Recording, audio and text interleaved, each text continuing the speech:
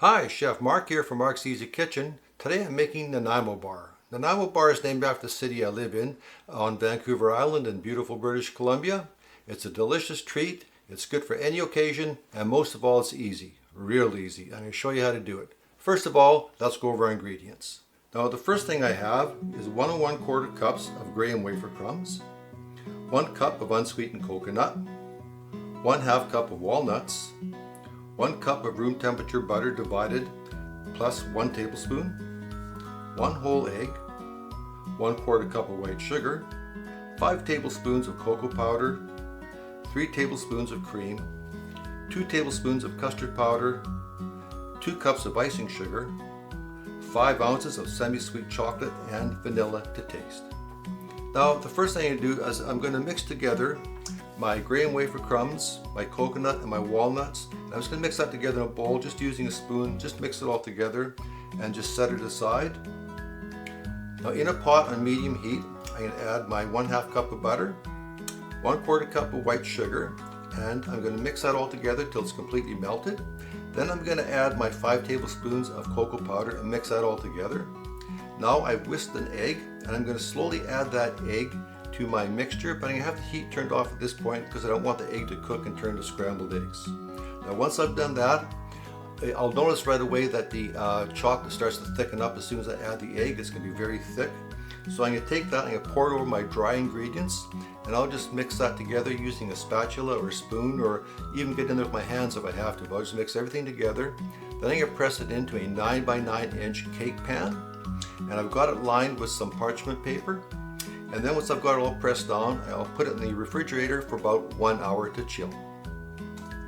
Now the second step, I'm going to cream together 1/2 cup of my room temperature butter, 2 cups of icing sugar, and I'm going to cream that together until it's completely mixed together and completely creamed. Then I'll add 3 tablespoons of cream, either half and half or whole cream, whatever works. Then I'll add 2 tablespoons of custard, and I'll completely mix that together. Now once that's completely incorporated and mixed together, I'm going to pour that over top my first layer and just smear that over top, just kind of smear it around there using a couple of spoons or a spatula or an offset spatula, whatever works for you. I'm just going to spread that around nice and evenly. Then I'll put that back in the refrigerator for about maybe a half an hour.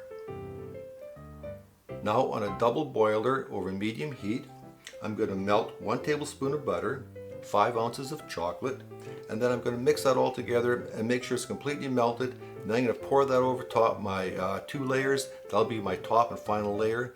And once that's done, then the whole thing is ready to be put in the refrigerator for about maybe a half an hour.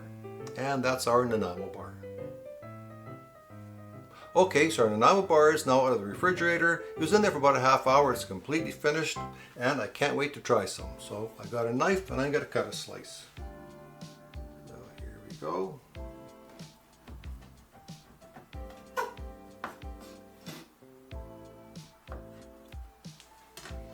Oh boy, look at that. Isn't that something? Wow, that's perfect. Beautiful. Oh, that is fantastic. That's really good. This is a treat I never get tired of. So good, perfectly balanced. It's excellent. Nothing steals the show.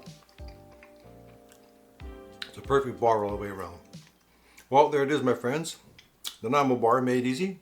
Until we eat again, I'm Chef Mark from Mark's Easy Kitchen. Cheers!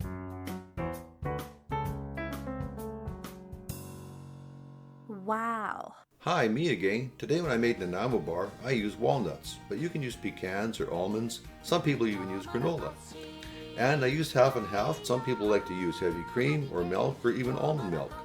And if you don't have any bird's custard powder, vanilla pudding mix works very well too. And for the chocolate, I use semi-sweet chocolate, but you can use dark chocolate or milk chocolate. I'll leave it up to you to experiment. And for my cake pan, I use magnets to hold the parchment paper in place. That works very well. You know, cooking can be difficult, but it doesn't have to be. So go ahead, be the cook, be the chef, be the mad scientist in your own kitchen. The people you cook for, let them be your guinea pigs. Just don't poison anyone. So go ahead, my friends, keep on cooking and bon appetit. see.